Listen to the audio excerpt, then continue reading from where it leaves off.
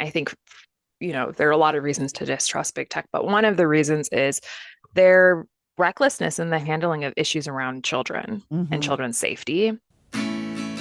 Welcome to the Healthy Screen Habits Podcast. I'm Hillary Wilkinson. Whether you're starting your parenting journey with a newborn or looking to connect with your teen on technology, let's learn some new healthy screen habits together.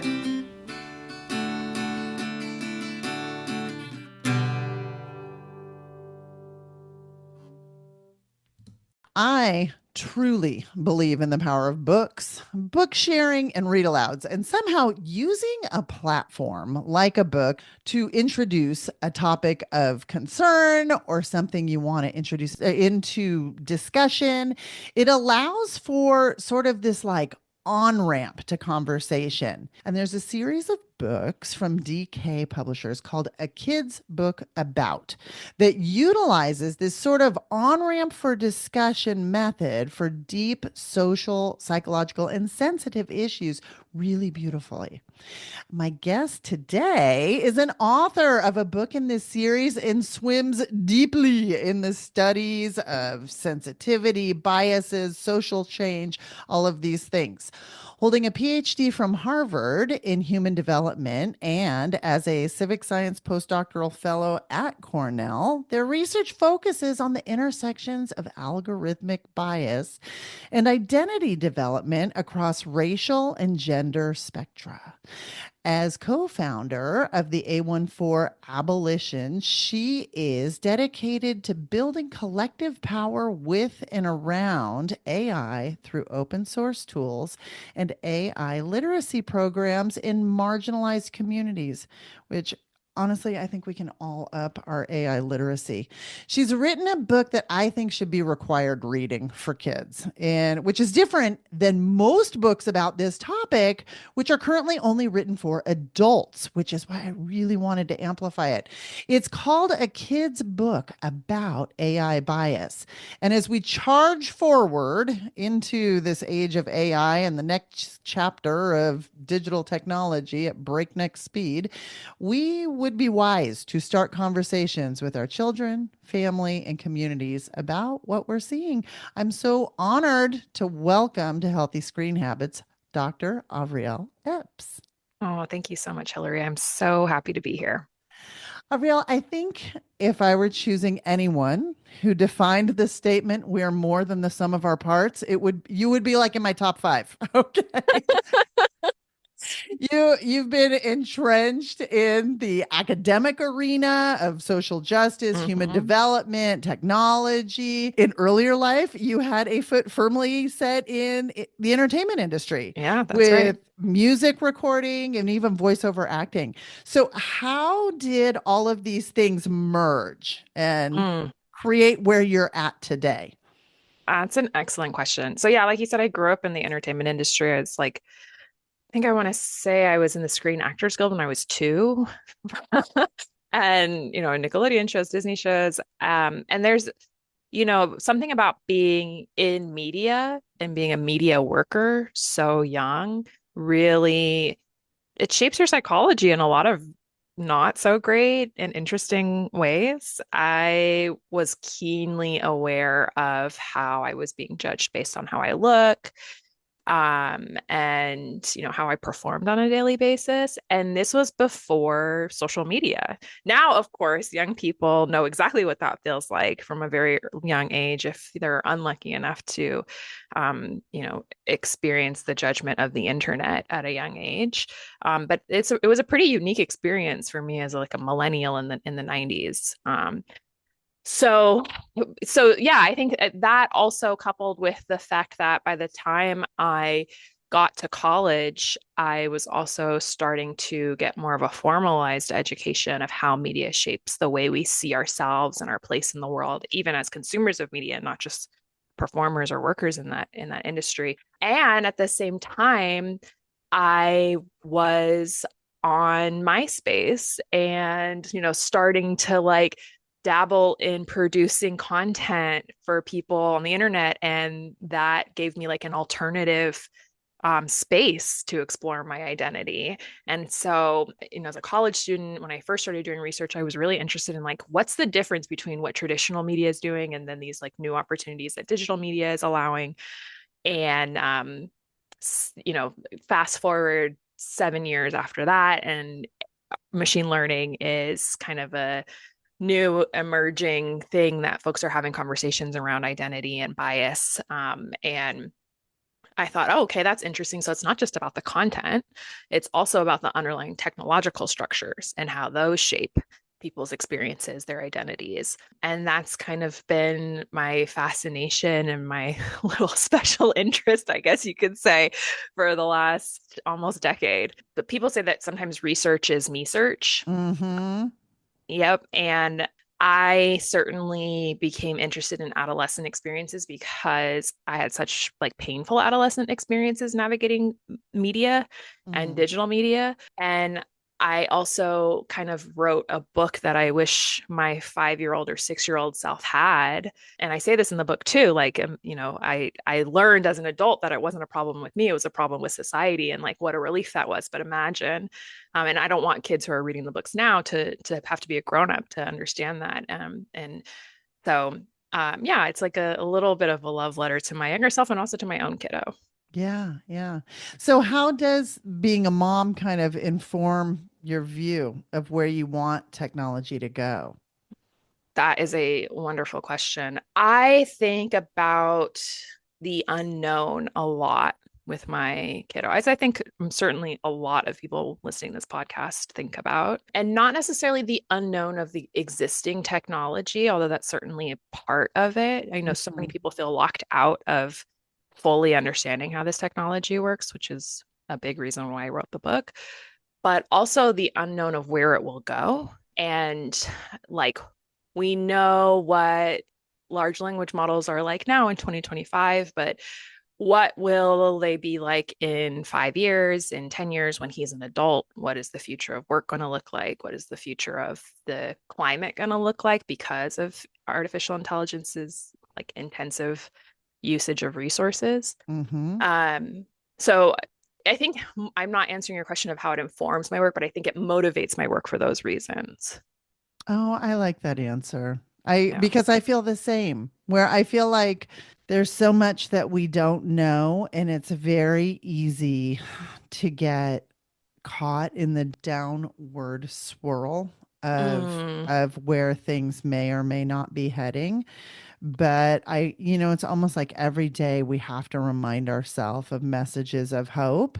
And I come from a place where I truly believe with all my heart that education saves lives. And I hmm. feel like the more we can educate, the more informed people will be, the better informed choices they will have. Absolutely.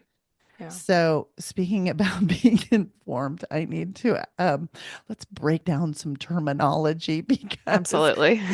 just so we're coming from a baseline understanding of the words we're using. Which so before we get into the book, what is AI bias? The title of the book is A Kid's Book About AI Bias, and can we discuss what is AI bias? Yeah, absolutely. So, depending on who you're talking to, they're going to define AI bias differently. So, if you're talking to somebody who's just like a statistician and doesn't have like any social science training or any humanities training, they're going to say AI bias is just like the systematic error in the prediction that a system makes. And all prediction systems, like large language models, are predicting moment by moment what word is the right fit for the task at hand, or a Waymo is predicting moment by moment what the right velocity or speed or turn should be, right? So a statistician will say, well, there's always some error in that prediction, and that systematic error is the bias. That's not what I'm talking about in this book. I am talking about biases as we understand them, like from a societal level, these historical injustices, historical hierarchies in our society that place women below men, or that place white folks above black and brown folks, or say that people with disabilities are less valuable to society because of their disabilities, and saying when the AI reflects those historical forms of injustice, that is AI bias. I'm not the only one who thinks of it that way, but you could also, instead of AI bias, you could call it tech injustice or unethical AI. But the reflection of those like real world biases in the Yeah. AI is what I'm concerned with. If people are struggling with, it's like, okay, bias, it's like the benefit of people in power and like, but like what does that look like for just,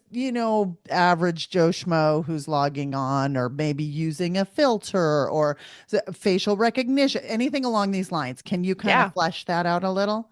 I mean, those are two great examples. So selfie filters, there's kind of a long standing history, maybe a short standing history because they're not that old of a technology where they tend to lighten people's skin color or, reshape the features of their face to form their face in some way that makes it, if wider noses get shrunken down to be thinner or eyes, like hooded eyes, get reshaped so that they don't have that shape anymore, or changes your eye color from being brown to something that is more fitting for a European standard of beauty, like blue or green. Facial recognition technologies, there's a lot of research in this area that shows that facial recognition technologies just don't work as well for women and for people with darker skin tones or more African or indigenous features.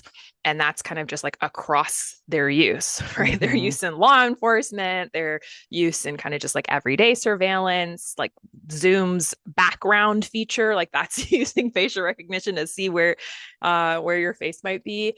And there are numerous examples. One of my favorite examples to use with little kids because they love listening to music. At least my little kid loves listening to music. I did some years of research with Spotify looking at biases in their recommendation systems, which is another form of machine learning. It's not the AI, the large, ChatGPT AI that we typically think of, but it is a form of machine learning. And we found that they recommend people with female sounding voices less often, or women artists less often than male artists. And so I tried this out with my own kid. We were listening to a playlist of like kids' music. It was song after song after song after song with no girls' voices in it. And that's Wow. something that's kind of really easy for them to pick up on. Like, why do you think that is? Or let's play a game. We're going to click next and we're going to see what is recommended to us, and it's not my playlist that I built. It's like one of those AI generated playlists. So these kinds of examples are kind of everywhere if you're looking for them. Yeah. And that's so interesting, especially for little kid music specifically, because it's like there's so much research around the like the soothing quality of the female voice. So much Mm, so that like even in fire departments or fire stations is the word I'm thinking of. Fire stations when they're waking up, they used to wake up sleeping firefighters, with a loud bell. And they mhm, found that that burst of cortisol, adrenaline, et cetera, was having long-term health effects. So mm. instead, what they say now is it's a woman's voice who comes on and says, alarm, blah, blah, blah. And it gets slowly louder, louder, louder. But I'm like, that's so interesting to me. It's like, are we weaponizing our youth? I don't know, that goes deep and dark. Let's not go there. Yeah, no, I have the tendency to go that in that direction too. So we'll hold each other off the ledge, Hillary. We come back, let's talk more about sort of the future of AI and what we can do to help create an informed user base. From brand new parents to parents of teens who already have their own smartphones, Healthy Screen Habits presentations can help you navigate parenting in this digital age. We cover topics like creating your own family tech plan with a template that helps you guide your conversations and how to improve our kids' mental health through healthy screen habits. If you have a book club, bunco group, or even a group of neighborhood moms that you'd like to gather together for creating a plan on how your kids are going to play together, grow together, and what apps to look out for. Let's have a mom's night. In-person or virtual presentations are available. Reach out to us at healthyscreenhabits.org. Click the Book a Speaker button and let's get the fun started.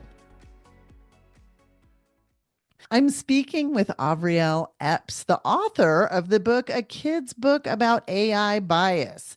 And so AI is at the center right now of most digital literacy and ed tech conversations. It's a huge hot button. And with many new things, there's fear in the unknown that you talked about earlier. And quite honestly, I come from a place where big tech has proven itself to be worthy of distrust.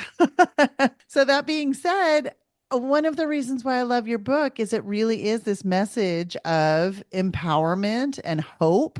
And you encourage parents and kids to critically examine biases. I mean, you had a beautiful illustration of the use of music. Do you have any other kind of illustrations? What that kind of examination might look like, or what that conversation could look like? Yeah. I mean, you brought up the distrust of big tech, and I think, there are a lot of reasons to distrust big tech, but one of the reasons is their recklessness in the handling of issues around children and Mm-hmm. children's safety. And you know, when we talk about structures of power that disproportionately harm certain groups of people, I'm not just talking about what we typically think of, which is like people of color and women. I'm also talking about children. Mm-hmm. Children in this country are a marginalized group of folks on the whole, regardless of their racial identity, or their gender identity, because they lack power. They have they lack autonomy in a lot of instances. And unfortunately, in some cases, they lack agency too. And so, one of the central messages of this book is that you, as a young person, one, are not reflected in these systems, and your safety and well-being is not prioritized in these systems necessarily. But two, you deserve to be. Like that, we shouldn't just take that for granted and say, oh, they're kids, that, like, let's prioritize the users who are going to be the quote unquote majority users. I want kids to understand that because they were born in this era, they have a cradle to casket digital footprint. And that digital footprint, that data, is being used to power and make these systems, which create billions and trillions of dollars in value for corporations. And so I want them to feel a sense of empowerment and say, actually, that's not right. And I can do something about it. And I should do something about it. And I should do that for the sake of all kids, right? It's also a message of kind of we need to see each other as a collective, Mm-hmm. rather than just thinking about how do I keep myself individually safe as well. And I'll give you another example of bias in some of these systems. I put out a card game which folks can download for free on my website, avrieleps.com, or on the book's website. That it's 10 different little fun experiments that you can do to just kind of put the concepts of the book into concrete action, or to see them happen in real life. Mm-hmm. And one of the experiments is to ask ChatGPT with your grown up, do this with your grown up, and it says it in the instructions, right? But to ask ChatGPT to generate a picture of an American and do that 10 times. Now, when my kid did that, he very quickly realized, oh, there are no kids. Every picture of an American is a person, like a middle-aged, somebody in their 30s, 40s, or 50s. Oh, So wow. it wasn't even like different races aren't represented here. It's like there's just no generational representation here either. And I think every kid can understand and relate to that. I And I feel think that's like one of the powerful things of the book. I feel like every computer science teacher in elementary schools could benefit from just like opening their class that way. You know what I mean? What an easy exercise to just promote critical thinking and digital literacy. So you also are involved on social media. You're on Instagram and TikTok. You have a very large global following. And how does knowing what you know about algorithms instruct what you do on these platforms? Oh, love that question. Okay, the first thing I'm going to say is I do not have those apps on my phone. I have somebody else post my content for me because I learned very quickly that when I'm posting content, I get glued and I'm like refreshing, refreshing. I need to know if people liked it. And I'm like, I have divorced myself from that entirely. Um, but I also have read a lot of the really interesting research about like how misinformation spreads and how conspiracy theories are picked up and what hooks people into social media and makes them want to refresh when they're just scrolling, not posting their own content. And I'm experimenting with this a little bit. I don't know if it's like totally ethical or how I feel about it. I don't know. You guys you guys listeners can be the judge.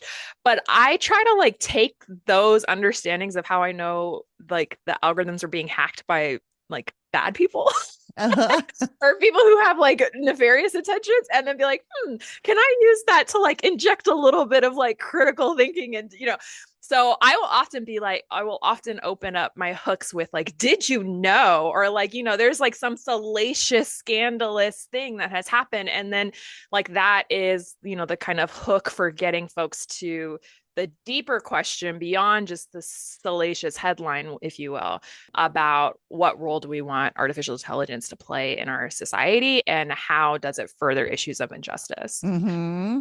Yes, I need to do some content about my process too. So I'm glad you asked me that question. Uh, and I was watching one of your posts recently where you talk about algo speak. Can you explain what this is for people who don't know, and then like how is it used as a tool and all of the stuff?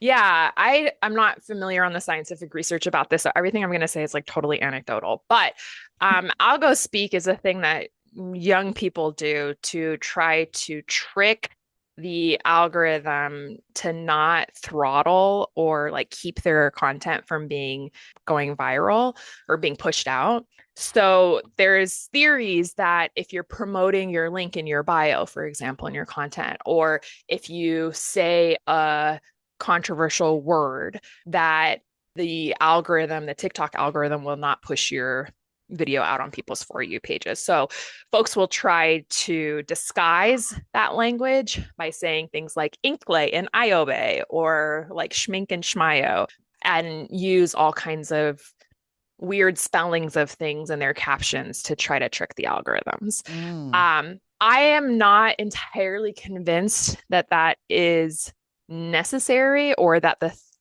the underlying assumption that that's what's stopping people's content from being pushed out is necessarily true across all the cases where people use algo speak, but now I'm like, oh, I need to go look at that research and see if anyone's actually done any experiments on it to see.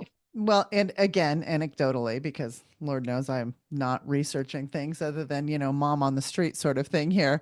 Kind of like after listening to you talk about the algo speak, I kind of go, I wonder if like the Gen Alpha brain rot slang of today has roots in that. Like, I mean, we Possibly. have we have all these parents who are so frustrated because they're like, I can't understand what my kid's talking about at all, and it's like, well, maybe like have systems driven them to adopt this alternative Yes. language, Well, not only that, but they've been connected to each other at a speed at which, so like kids have always come up with slang to try to like get their parents to not understand what they're saying, but there is a speed at which it gets adopted and then like I think a complexity of that vocabulary. To me that's very impressive, honestly.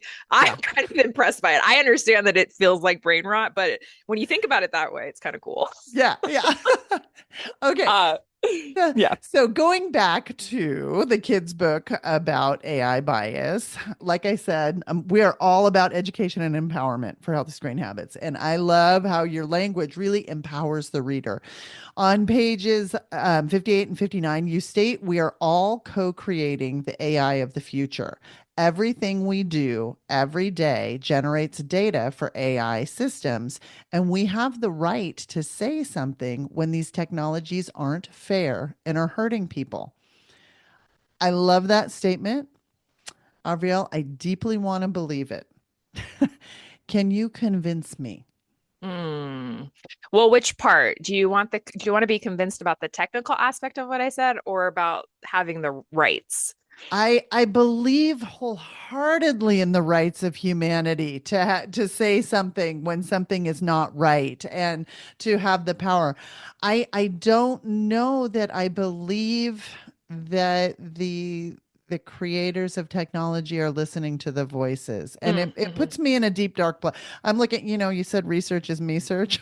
Well, the podcast is my very selfish endeavor to talk to people like yourself, who I never would have the opportunity to like, help me make sense of the world I'm living in. Totally, totally. Yeah. So here's the thing.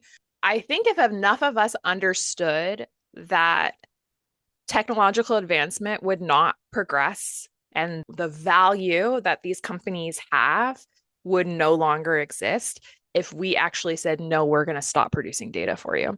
Now, the logistics of how we do that are very TBD, but there are some mechanisms already in place to allow us to opt out or delete our data or engage in some kind of data protest. So in California, for example, you have the California Consumer Privacy Act, which allows individual users of any website to one, request the data that's being collected on them, but also to delete. You have the right to delete.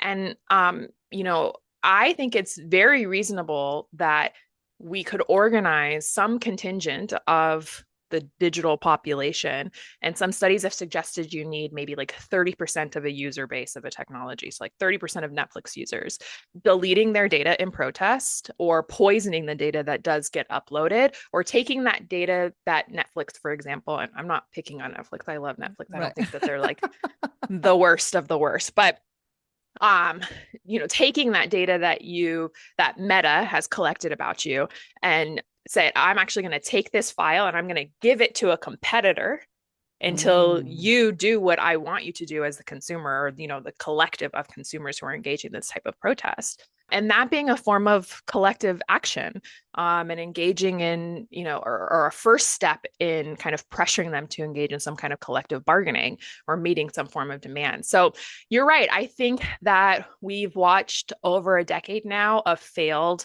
legislative action to rein in these big companies. Mhm. I don't think that there are, at least at the federal level, I don't think there are going to be any major wins in that direction anytime soon. There's some progress that's happening at the state level, but I think we need to think about other tactics. I think Mhm. about like the 60s and the Memphis sanitation workers and the Birmingham bus boycotts. Like I think Mhm. No, that's where we're at. I agree with you. The power is in grassroots organization. That's right. Yeah. So we have to take a short break, but when we come back, I am going to ask Avriel Epps for her healthy screen habit. At what age should I give my child a smartphone?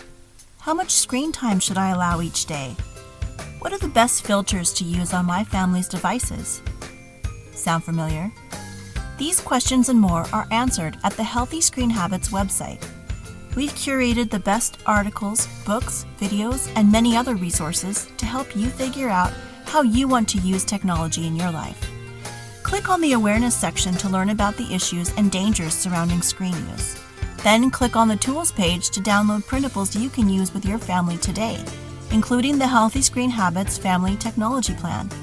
Visit our website at www.healthyscreenhabits.org for the resources and tools you need to get started. I'm speaking with Avriel Epps, author of a kid's book about AI bias, expert on predictive technology, and perhaps most importantly to this podcast, parent. So, Avriel, on every episode of the Healthy Screen Habits podcast, I ask for a healthy screen habit. And this is going to be a tip or takeaway that our listeners can put into practice in their own home. What is yours?